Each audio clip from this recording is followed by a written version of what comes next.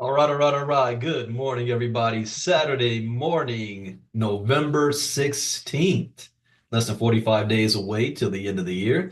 Hope you guys had a good Friday. This is the end of the week. Good Saturday morning. I stuck my head outside. It was cold. Sun is shining bright, but it's cold. California standards. So go ahead, type in the chat box where you're listening in from. This is our Saturday morning crypto talk. We are also streaming live on YouTube as well in our YouTube group. So welcome everybody in the YouTube group. As a disclaimer, I am not a licensed financial advisor to be giving financial advice. I share information for educational, entertainment, and training purposes only. And it is up to you to make your own informed, intelligent decision on which direction you want to get into. So I see we have CJ Jackson on the line, and Don, and Elijah Morgan, Janelle Appling, Johnny Moore, Joyce Easley, Kimberly Brooks, Nathan Hansberger, and Rita Burchard, Samantha Studebaker Carl, Stan Thompson, Steve Payne, Wild Bill. And you guys on YouTube, go ahead and say your name as well. I see you, Catherine. Good morning, good morning, good morning. So who's already got their steps in this morning? No, I only did 30 minutes so far. So I got a lot to go for the rest of the day. But today, this is Saturday, so we got crypto talk, and then at the top of the hour, I'm going to be doing the MoveQuest presentation, and then I have nothing else for the rest of the day. I might do a live, some promos, because next week is our 5-day challenge, but we're starting on Tuesday instead of Monday. And the whole 5-day challenge is going to be geared towards the focus of the MoveQuest community and security. That's what we're going to be doing, and that's free. There's no cost. All you have to, if you don't want to be a VIP member on the Zoom with us, you can watch it all from our YouTube channel and still be able to get all that information next week. We're also going to be doing giveaways as well. You know, I gave Marnita the okay to go ahead. She's got all these ideas she wants to do. Make it happen. We're going to be giving away stuff. Who here remembers when I was doing the MoveQuest presentations back to Get Fit days, and we had the spinning wheel? Remember that? Giving away miners in those days? Now, we're not giving away no miners, but we're going to be giving away some goodies. So that's going to be next week and next Wednesday. I'll be doing again just for the inner circle, which means those of you that's on the Zoom with me right now, I'll be doing a special MoveQuest, what do we call it? Strategy Whisperer call right after the presentation Marnita does on Wednesday. The focus on that call is going to be, again, strategy on when to buy, when to hold, when to sell, how much should you sell based on whatever the value of MQT is. There's a lot of people that just don't understand that. They don't know. And a lot of people are feeling down because they feel that, you know, token got all the way up to $100 and $125 and they didn't sell. And now they're looking at a $10 and you might think, man, I lost out. It's 90% down. No, you didn't. But there is a strategy that I figured out in my career that allows me to win regardless of what the price is if you follow things on a consistent basis. So I'm going to share that strategy only to the inner circle. So that will be next Wednesday. And if you guys on YouTube that's listening and you guys missed out, if you wasn't on the one this past Wednesday, you missed out. But you got to be in the inner circle to get it. And if you do join us later, you can always go back and see all of our recordings because it's in our private membership group and in our app. So let's kick things off. Yesterday, I was hyped. I was excited. I felt like a kid again, a kid in the late 80s and the 90s when we had cable TV pay-per-view and it was fight night and your dad spent $85 to get that fight night pay-per-view. Mike Tyson's going to be fighting. And you went and got the food, the party. Everybody came over to the house for the fight night. And even sometimes the cable went down 2 minutes before the fight started and everybody started screaming and cursing. But you remember that feeling, that emotion. That's what I was feeling for a brief amount of time. I had my son with me. And I was telling him because he didn't know he was born way after the Mike Tyson era. So he didn't understand this. Went to Wingstop Got my Wingstop. Everybody was packed up in there. That reminds me, Marnita, those women was there again. I'll tell you about that another time. Everybody was up in Wingstop talking about ready for the fight. All I could say is I was reminded why boxing, modern boxing, nobody watches that anymore. It the last two fights, the women. I don't know if you guys watched the fight. I don't want to give a two spoiler alerts, but the women, um, they duked it out. That was worth its money seeing that fight.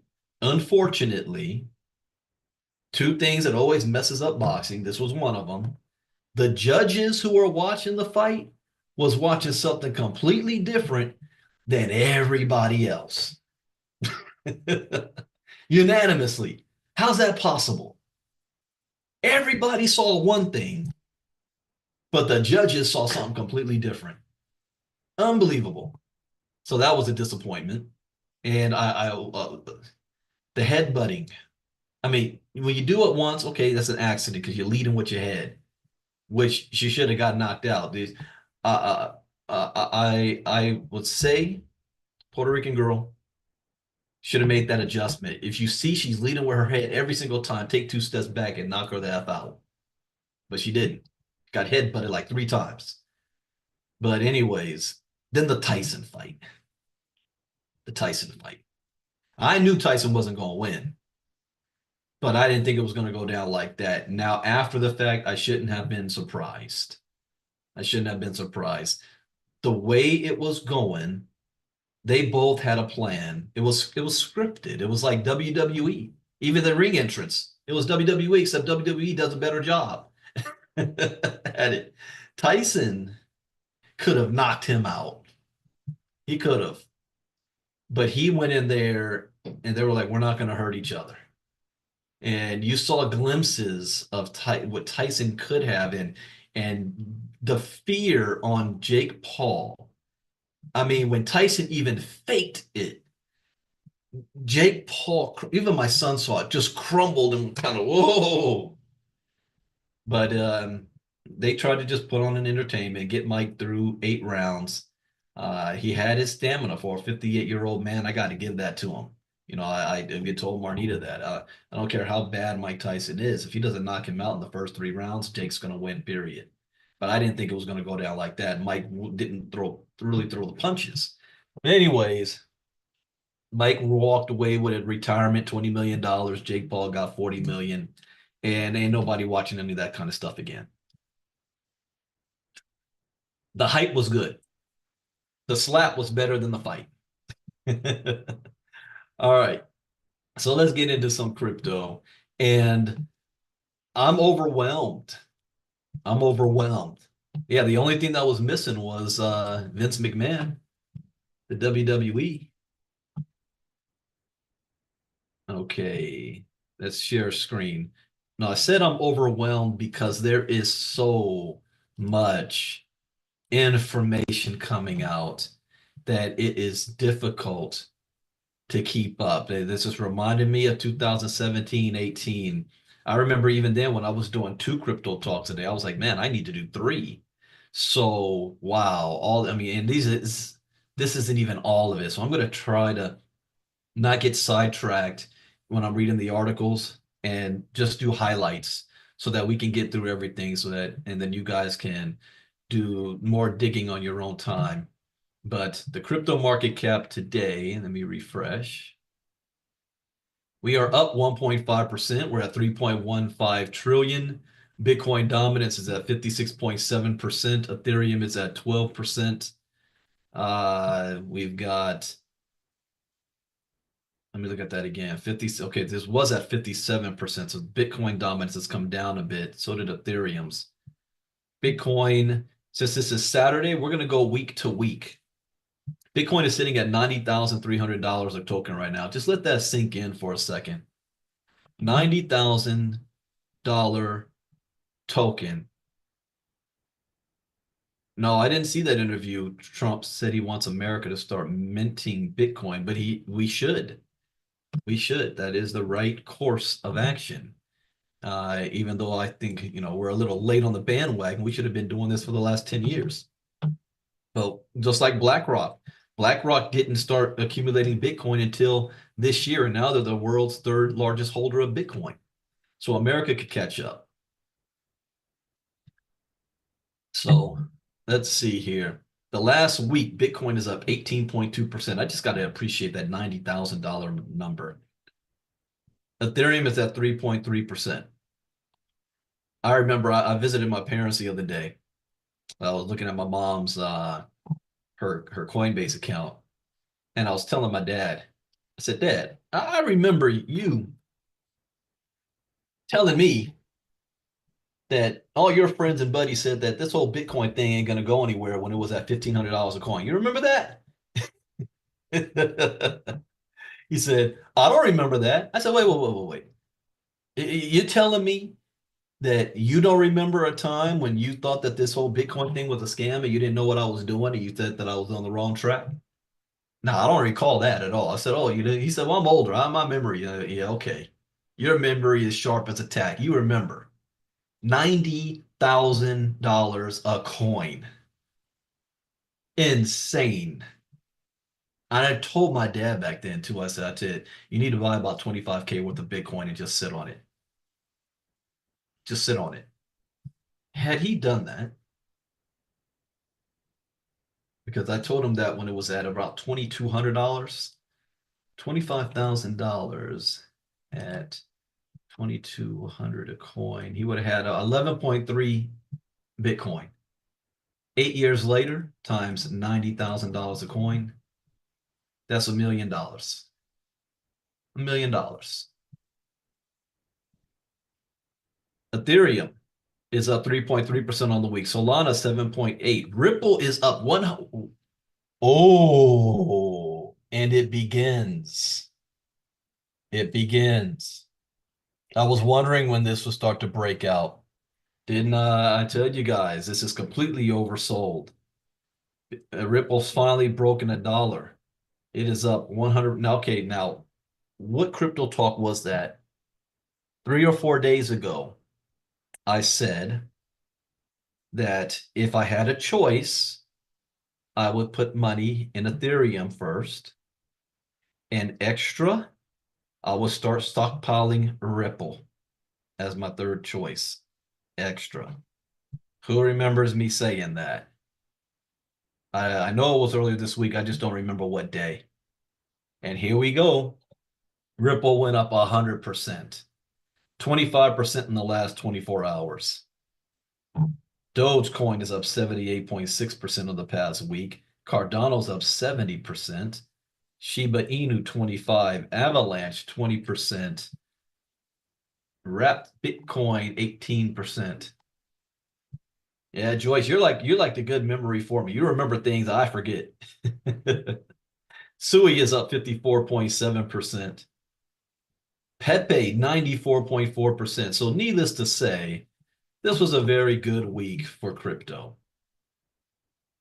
MQT, on the other hand, has dropped to $10.90. So it's getting close to the stable zone based on the size of the community if nothing else grows at that $8.60 something cents range. A little birdie is telling me that we are closer than we think to the app coming out. Catherine, you want a miner back then? I forgot I'm on YouTube. I got to remember I keep an eye on that so I can read it. All right. We'll go into detail on the chart next Wednesday. And let's keep a memory of where will the price of MQT be next Wednesday? Because the price of it matters the strategy that we want to have. So right now we're at $10.99. We still have people selling large amounts of MQT, which I would much rather them do at this price than at a higher price. But let's see, liquidity is still at 1.1 million. So this is a lot of just submissions. By the way, I think, more than 13 MQT the last 10 days when I had claimed. So that means less people submitting, but I'm getting more MQT. 49 MQT for $535. That's two sales they did. Okay. Couple of big buys. 128. Wait, five. That's a trader. That's a sell. 118. All right, let's skim through this news because there's a lot. Dogecoin investor lawsuit against Elon Musk dropped. Really? Tesla CEO Elon Musk is often associated with Dogecoin after the businessman mentioned the meme coin on various channels in 2021. A 2022 class action lawsuit filed against Elon Musk and Tesla, alleging that the businessman manipulated the price of Doge. He did through media appearances and social media posts, was withdrawn by the plaintiffs. Of course, because they made money off of it. Well, let me see what they did here. Why did they drop this? According to the legal filing, the plaintiffs have agreed to withdraw their appeal from the Second Court of Appeals and not seek any post-judgment relief from Musk and the automotive company. Lawyers for the investors also waived their right to appeal the case in any United States court, and both sides have agreed to drop motions to sanction the other side over the lawsuit. The motion to withdraw the class action lawsuit must still be approved by the judge.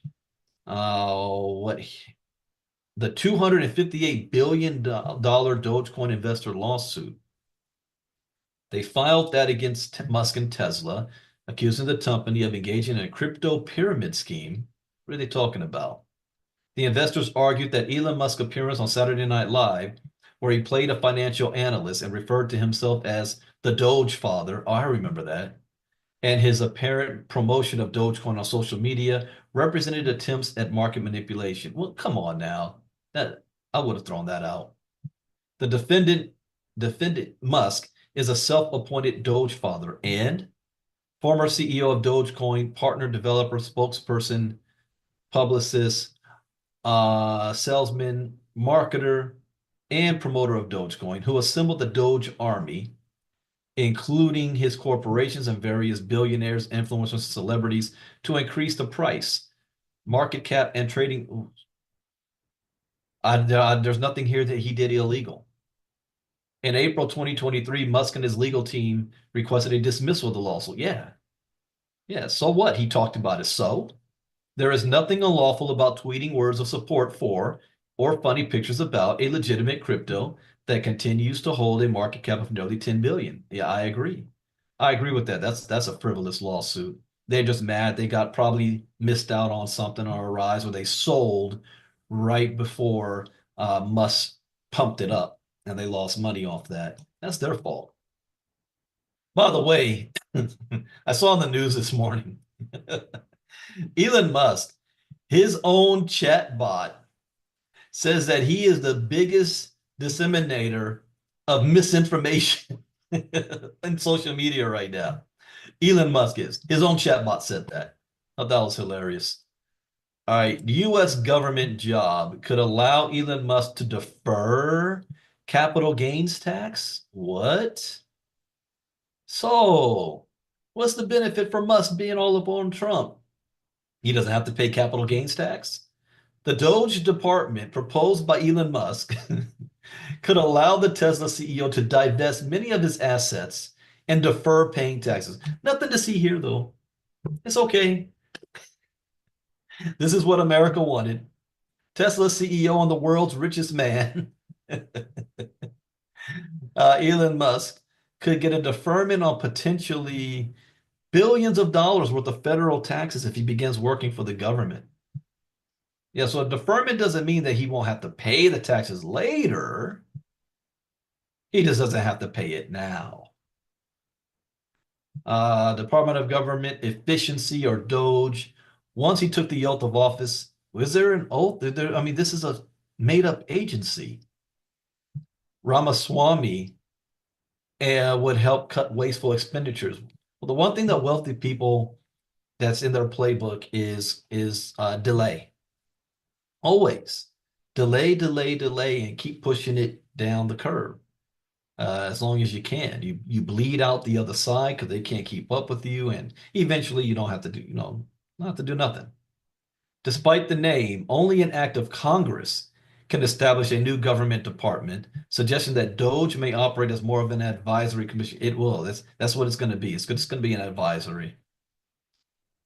Let me see anything here. Musk, who in 2022 said Trump was too old to be the US president, supported the Republicans' re-election bid by appearing on stage at rallies, posting to his followers on X, which he owns, and funding $1 million giveaways to voters in Pennsylvania.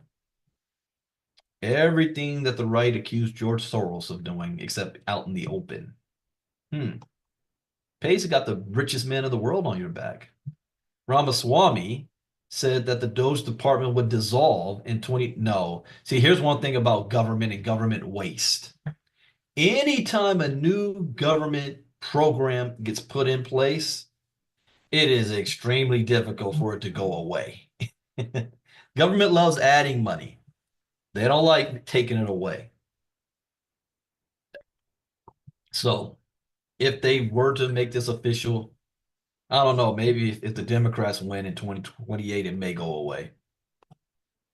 See, Trump policies could take DeFi and Bitcoin staking mainstream. Okay, my diamond members, what have I been saying about why we need to learn about decentralized finance? You're going to start seeing this over and over and over. No, that is just for him, Samantha. I'll still have to pay my capital gains. It's just he won't have to pay his because he will swear this oath of office, and so he won't have to pay capital gains until after he's out of office, which would at the latest 4 years. Now, let's say this, because a lot of these government positions, you realize that these politicians, they stay in office for maybe two years, 1 year and a half, 2, 3, never the whole 4. And what I mean is the appointees. But so a guy like Musk will try to stay the whole 4. Now in 2028, if Trump can't run again, or can he? But you might have J.D. Vance or Ron DeSantis or whoever from the Republican side. If they win again and Musk can say, keep me on here because look at the good job I've done over the last 4 years, then he can defer it again for another 4 years. So that's 8 years removed that he won't have to pay taxes. No, but everybody else, yeah, you're still going to pay your taxes. Trump administration could push DeFi from niche to mainstream. I agree with that. So this is why I said diamond members, you need to know about DeFi. So as soon as we're finished with the Web3 series, we're going to jump back into the DeFi. Does that mean that the Dogecoin will now have a use case? No. The only way Doge would have a use case is if Elon Musk decides to say, all Teslas can only be purchased with Doge, or some way of using Doge for his SpaceX and create a use case for it. But Doge was created as a joke anyway. So no, he'd have to create a use case for it. Donald Trump's presidency starting in 2025 has fueled speculation, just like MQT. MQT can be a store of value. It can be used to do transactions like Bitcoin, or we created it that the only way you can purchase miners is if you have MQT, which is forcing you to have to purchase MQT. So let's see, let me speed this up here. In an interview, co-founder and chief operations officer at Redstone suggested that the incoming Trump administration could drastically propel the expansion of decentralized finance. Such an administration could champion policies that push DeFi from niche to mainstream, catalyzing an influx of innovation and investment. So every single Republican, you have to know what DeFi is because your side is going to be pushing this. And the Trump coin that Donald Trump Jr. is in charge of is a DeFi. It's supposed to be a DeFi. It's not really, but they're using that term. So whether you like it or not, You need to know what this is.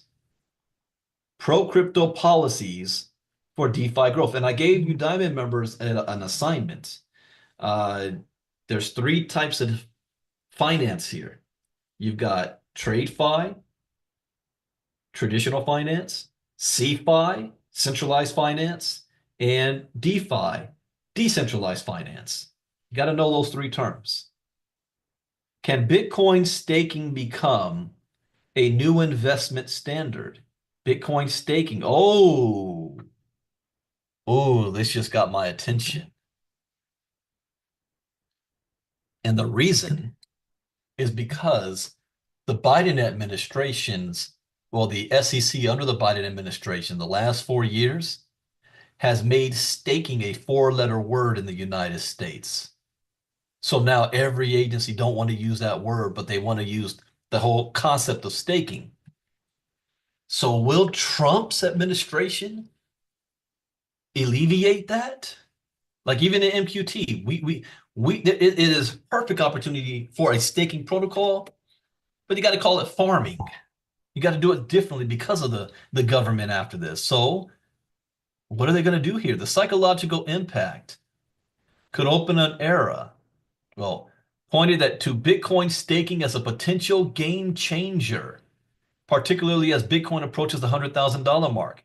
The psychological impact could open an era where BTC staking becomes as commonplace as stock dividends, attracting a broader spectrum of investors from retail to massive institutional funds.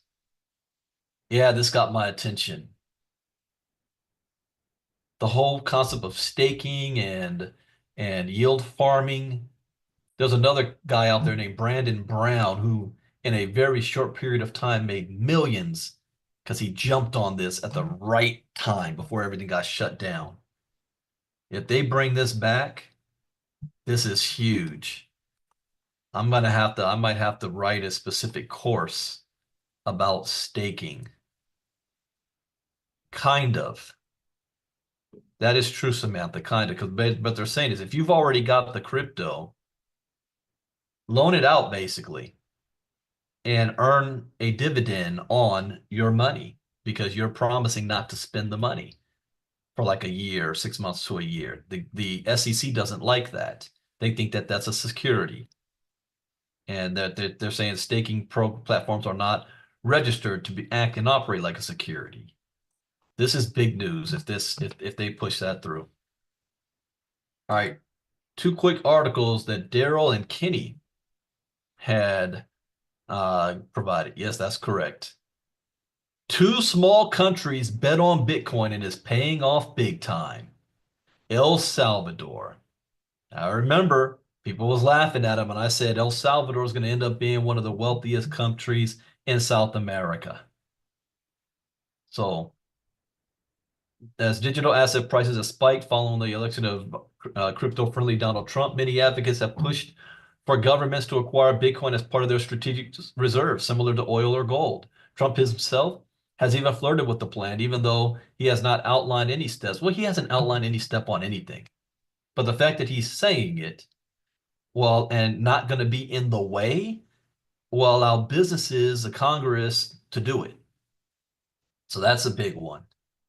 And this OG Bitcoin investor just turned $120 into 178 million.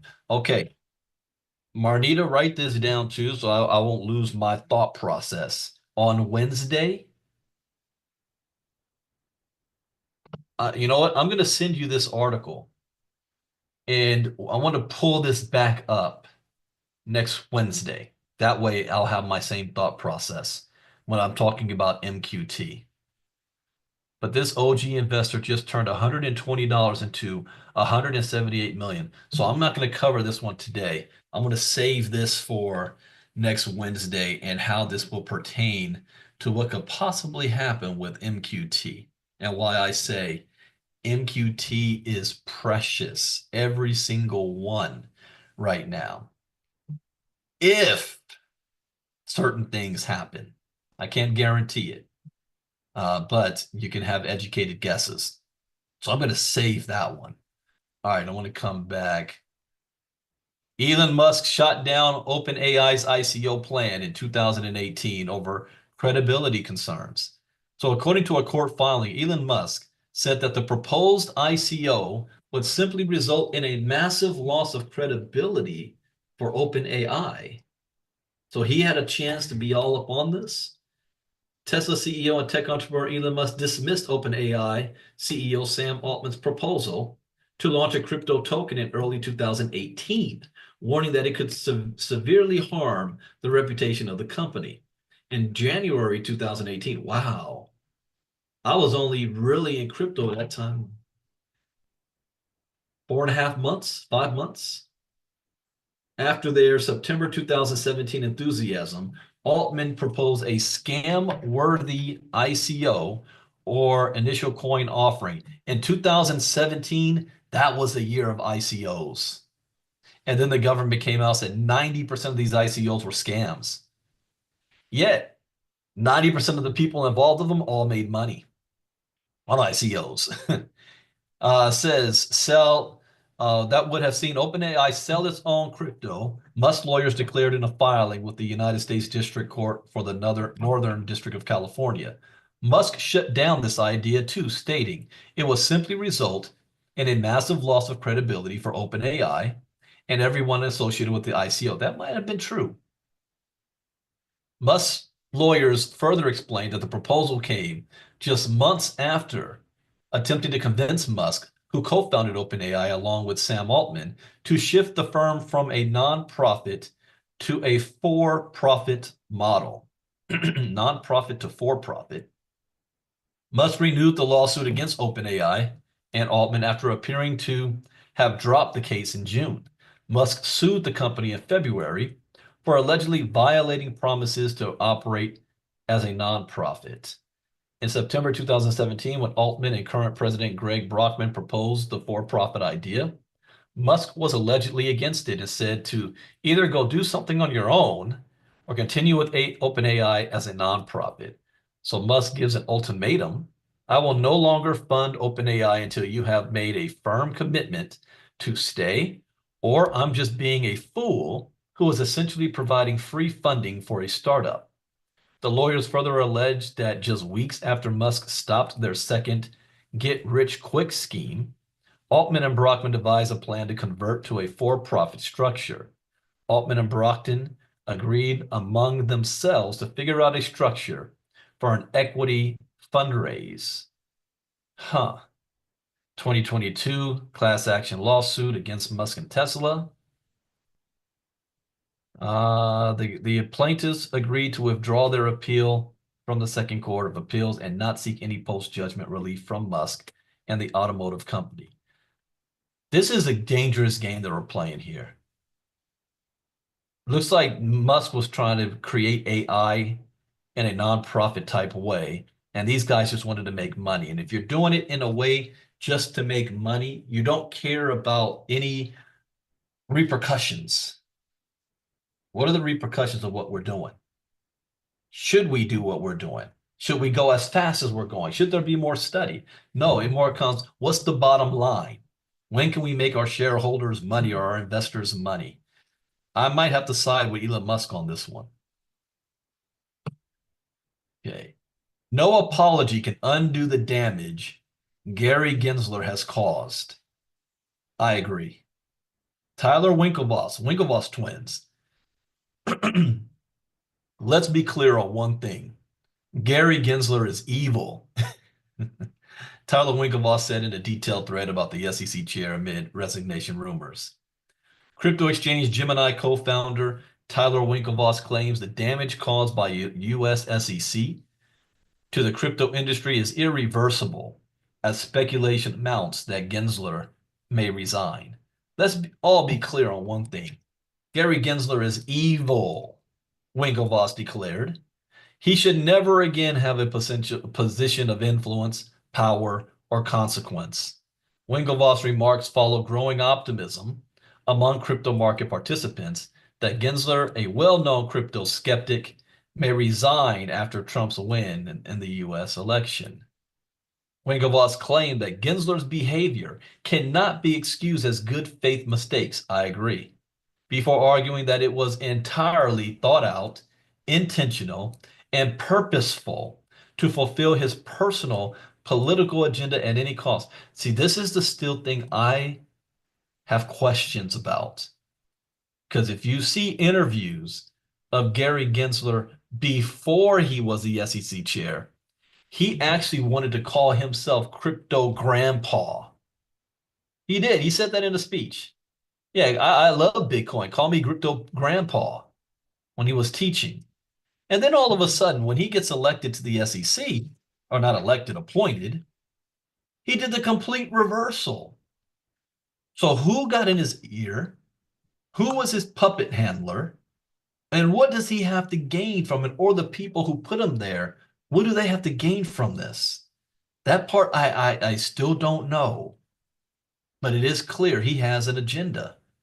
During Gensler's time as the SEC chair, crypto firms like major exchanges, Binance, Coinbase, Ripple, among others, have faced ongoing legal battles from the regulator. Winklevoss argued that Gensler took the regulation by enforcement approach to the crypto industry, showing little regard for anyone working in the sector.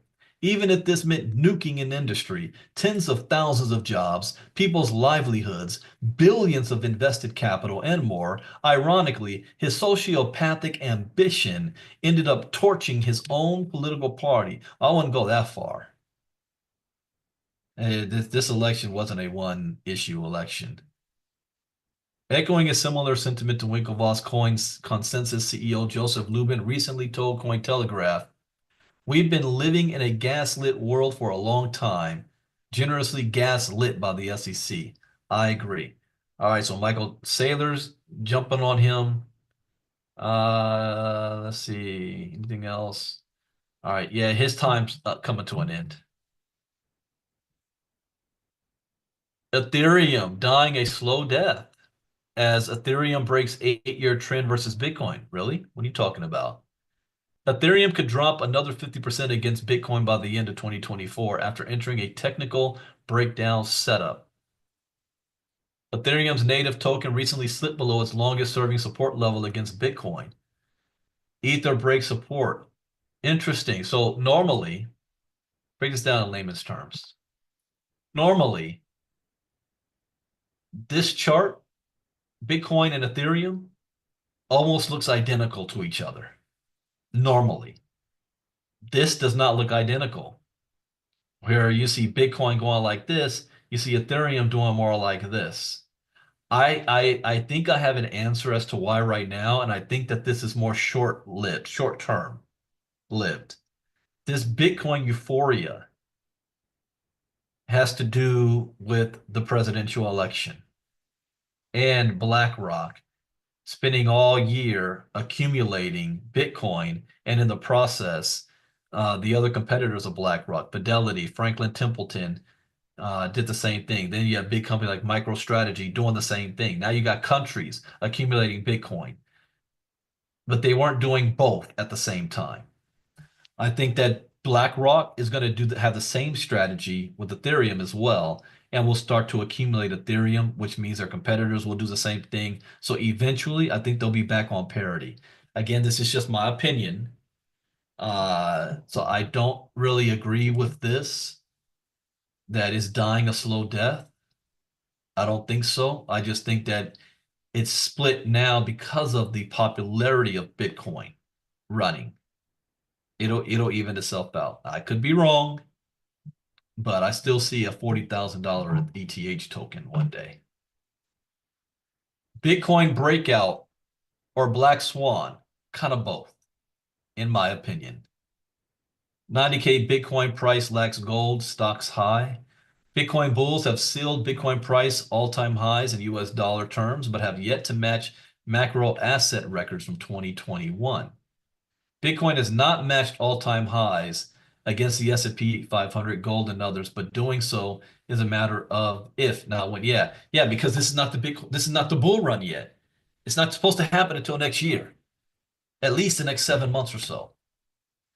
Like a black swan event is something, it's like a popularist excitement moment. Think of, remember the New York Knicks had a basketball player named Jeremy Lin. You guys remember Jeremy Lin? He was a bench player and not just a backup, but a far in bench player. But due to injuries, they put Jeremy Lin had to play. Nobody knew who he was. Nobody knew his name. Even some people on the team forgot who he was. And he exploded. He played like he was a freaking all-star for at least like the next 10 to 15 games. There's even a special on Netflix about him. Asian American. That's right, Linsanity. That's a Black Swan event. Okay. It's a Cinderella story type. So not something that is expected. But it didn't last either, you know. But he became famous, Asian American that was balling, and nobody saw it coming. So that's what they're saying with the Bitcoin. Is this, just a black swan? It's not real, it's not long term, it's just people are in love with it at the moment. Partly, yes. Bitcoin may have tapped 93,500 and gained nearly 50%, but against many macro assets, the Bitcoin price breakout that has yet to happen. That's what I said.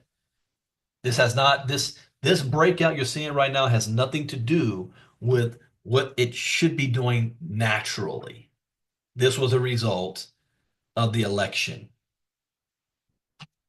So where it settles after that, we'll see. Okay. U.S. state introduces bill to establish Bitcoin reserves and treasury funds. Really? A Pennsylvania lawmaker has introduced a bill allowing state funds to invest in Bitcoin as a hedge against inflation, aiming to strengthen financial stability. Pennsylvania, huh? I would have thought it would have either been New York or Florida first, or Wyoming. Pennsylvania State Representative Mike Cabell announced Tuesday that he is introducing a bill to allow the state's treasury and pension funds to invest in Bitcoin as a hedge against inflation. Really, they should have did this about 5 years ago. Imagine they put their pension funds into this when Bitcoin was in the $20,000 range, $15,000 range, and where it would be now. But it's never too late. This is more long term.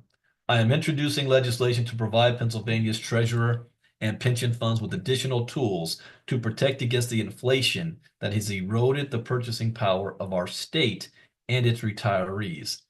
This legislation will permit the treasurer to invest up to 10% of the state general fund, the rainy day fund, and the state investment fund in Bitcoin. Now, if I was the governor, I would be a little bit more aggressive, and it wouldn't be popular. But I come out and say, hey, we need to put 50% into the Bitcoin fund. And then I would be getting blasted the moment Bitcoin drops. But I would be steadfast like the president of El Salvador, say, hey, calm down, just wait, see what happens. Cabell emphasized the momentum behind Bitcoin adoption, but see, this is my problem. Why you wait until Bitcoin reaches all-time highs and then all of a sudden, oh yeah, I think we should get in on it. You should get in on it way in the early days. And I'm going to talk about this on Wednesday when I'm talking about the Move Quest strategy. But let me pull up an image real quick. Look at this right here. Now, let me ask you a question. When should be the best time to be involved with a token? At $11 you get in or $110? Type it in the chat box. Even you guys on YouTube. When should be the time to get in? At the high price or the low price? And then it's a common sense answer to this. Why? Because if you get in at the low price, you have nothing but upside. But the average person They don't get in at the low price. They get in after the excitement and the hype of something going up. And then these same people that get in on the high price, as soon as the market corrects and it comes down, they start screaming bloody murder. Oh, it's failed. I'm losing all my money. So a smart person does the opposite of what the crowd does. So if the crowd is buying, that's when you sell. If the crowd is selling, that's when you buy. I'm going to stop there because I got to save this for next Wednesday. Unbelievable. Right now is the best time for people to be jumping on board MoveQuest, to be buying as many miners as they can, to upgrade their miners as fast as they can, to earn those commissions, affiliate commissions, while they can at this price. All right. Okay, Pennsylvania. 500K Bitcoin. Novogratz take on US BTC reserve plan. This is gaining momentum. Galaxy Digital CEO predicts Bitcoin could soar to 500,000 if Trump follows through with plans for a US strategic Bitcoin reserve. I agree with that. And we have proof. Brandon, what do you mean we have proof? What happened beginning of 2024? The Bitcoin ETFs came online and the billionaires came on board. BlackRock, Fidelity, MicroStrategy. Well, MicroStrategy always was doing it. All started to accumulate Bitcoin right before the Bitcoin halving. And they continued. So Bitcoin reached an all-time high the same year as the Bitcoin halving. That is rare. I don't think that's ever happened before. Bitcoin reaches an all-time high the same year as the Bitcoin halving. I don't, 2020, maybe? Maybe it didn't Bitcoin hit 63,000 in 2020? Maybe that was the first time, but that was circumstances around that one as well. So if that's the case, then it is only safe to assume that the United States, with a budget far bigger or a GDP far bigger than BlackRock, decides to do the same thing, what's going to happen to the value of Bitcoin? Hmm. So Michael Novogratz, CEO of Galaxy Digital, predicted that Bitcoin's value would surge to 500,000 if the U.S. establishes a strategic reserve of the crypto. If we get the Bitcoin reserve, as a guy who owns a lot of Bitcoin, I won't cry. I think Bitcoin heads to $500,000.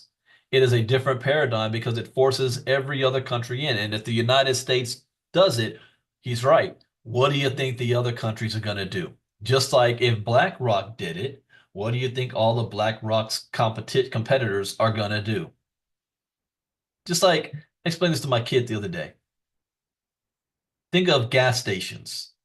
You know, you can go on a main corner street and there's three gas stations on each corner. And when one lowers the prices, the other's got to do the same thing to compete. Or if you go into a corner and you see, like in my city, there's on one side of the corner, you have Taco Bell, and on the right across the street, you have Del Taco. And they're always competing. Every time Taco Bell does something special, then Del Taco's got to do something special. That's competition. So if the United States jumps on this, every other nation will as well too, to do the same thing. But I'm not surprised, but I mean, maybe the term excited. Sometimes I like rooting for the underdog and seeing nations in South America jump on this before the big boys did. They figured it out. Okay, breaking bricks. Analyst warns of Trump's bid to weaken global. Okay, this is what I've been waiting for. Remember, I said the other day, what is Trump's plan to address what I personally believe is the biggest threat to the United States financial system? BRICS. And I haven't heard his plan yet. So what is Trump going to do? Because the other side is led by his buddy Vladimir Putin. Analyst warns of Trump's bid to weaken global alliance. Okay. Trump's foreign policy will target BRICS as its main adversary. Okay, I'm liking that. Aiming to disrupt the coalition and counter the influence of China and Russia. I like that. I want to hear it come from Trump's mouth, not an analyst. Analyst sees the battlefields of Trump's vision to reshape global power. At a roundtable held by the Expert Institute for Social Research in Moscow on Friday, political analyst Boris Meshuyev suggested that U.S. President-elect Donald Trump will concentrate on disrupting the BRICS coalition, sidelining the ongoing Ukrainian crisis. I think that Trump's primary adversaries will be neither Russia nor China, but BRICS itself. I hope so. This is what any president should be doing. So I'm going to go on record as stating this, and you guys are all my witness. If I see the Trump administration doing everything but head-on addressing BRICS, there's something funny going on. Because this is in the interest of America. And if we're in this America first agenda, then BRICS is the enemy. If I see anything other than that, you got to question something funny's going on. I think that Trump's primary, now I don't want to hear, I think Trump's got to come out here and say it. He will strive to fracture BRICS. So even they think this is what Trump's going to do. So they're trying to get themselves prepared. He will strive to fracture BRICS to dismantle the emerging multipolar world order. He will do so with greater determination and more effectively than the previous administration. Biden did nothing. All right. He did nothing. He didn't even mention this. According to Medvedev, this contrasts with President Joe Biden's policies, which focus on strengthening the collective West, thus indirectly strengthening BRICS. Yeah, by default. When you don't realize and understand who your enemy is, you end up doing things that actually strengthens them. When you haven't been paying attention to what Vladimir Putin's been saying, and then you drop all these hard sanctions on him, you pushed him in that direction inadvertently. You know, I teach my son this all the time. I say what my father taught me. Oh man, I only got 6 minutes left. Dang, I wish I had more time on this. But I'll say this. I teach my son this. And my father taught me. He said, listen, when you're out there and you're dealing with in the world, you first must understand that not everybody was raised the same way as you. Not everybody has the same moral compass as you. Not everybody has the same beliefs as you. You do not go into the world thinking that you are only right and the only way. Other people have different experiences than you. So when you're interacting with others and you come to at a crossroads where you see that you guys don't agree, the first thing you need to do is not stand there and shout in their face that you're right. The first thing you need to do is understand what their point is. Try to put yourself in their shoes to understand why they believe that they do the way they do. And then be able to explain their side better than them. Because a lot of people, they don't even know why they believe the same way. It's just the way they were raised. They can't answer or justify it. But you need to be able to do that. When you do that, you give yourself such an advantage because now you know how to maneuver. You can maneuver in the world you think it should be, and you'll be able to maneuver in the world that they live in, where they can't relate to you because they choose not to do it that way. That lesson has gotten me so far in life. And my son made me proud the other day because he was doing this. While we were watching the news, we were watching Fox News, and we were watching Fox trying to justify the cabinet picks that Donald Trump has because the Republicans behind the scenes, they ain't happy with this. And my son came to a conclusion. And he said, no, they're all looking at this all wrong. Yeah, the first time Trump was in place, he said, I'm going to elect the best people, the most qualified people. So whether you agree with the first administration, their policies or not, those people were qualified, except maybe Linda McMahon and that billionaire who was put in charge of the Department of Education. But they were qualified for those positions. This time around, these people aren't qualified. But my son says something. He said, but Dad, they're not looking at the right thing. He said 25th. I said, what? He said the 25th Amendment. Trump's main goal, is not to go to jail. As long as he's president, that will never happen. Self-preservation. Now, by putting loyalists around him, there's nobody that's going to tell him no. At the same time, if he does something crazy, he knows these people aren't going to try to institute the 25th. I was like, good job, son. Break it down.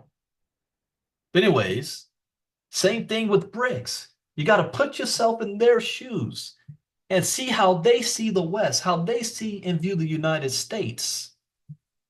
And once we understand that and know it, not just say, oh, I'm right, they're wrong. Once you understand where they're coming from, then we can make moves to undercut them and do things that they don't even see coming. All right, I am out of time. I wish I had more time because that is a very, I'm going to be watching very closely how the Trump administration handles this threat. If Trump continues to say, we have our biggest threat is the enemy within rather than those enemies, something funny's going on. All right, everybody, that is it. We are 1 minute away from the MoveQuest presentation. I know there's people trying to log in, but I'm here.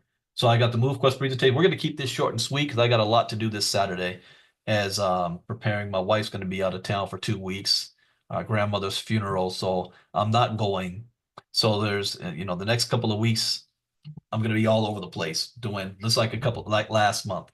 Mommy duty, daddy duty, business, working, holidays. It's going to be a lot. All right, everybody. I hope you learned something new. As always, that's the point. And I will see you on the MoveQuest presentation in 1 minute. Take care. Bye-bye.